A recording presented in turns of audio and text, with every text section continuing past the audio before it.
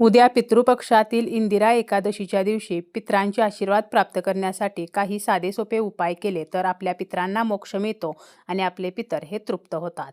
उद्या सकाळी लवकर उठून स्नान करून स्वच्छ वस्त्र परिधान करून दक्षिण भिंतीजवळ दक्षिण दिशेला तोंड करून एक दिवा आपल्याला लावायचा आहे. पितरांसाठी हा दिवा लावायचा आहे.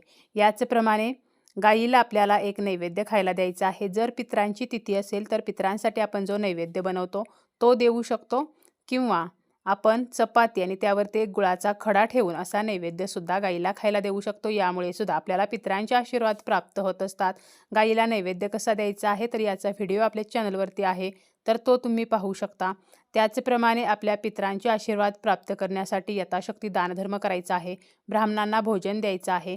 तसेच पिंपळाच्या झाडाखाली मोहरीच्या तेलाचा दिवा संध्याकाळच्या वेळेला आपल्याला आवर्जून लावायचा आहे. या सर्व साध्या सोप्या उपायांमुळे पितरांचे आशीर्वाद प्राप्त होतात.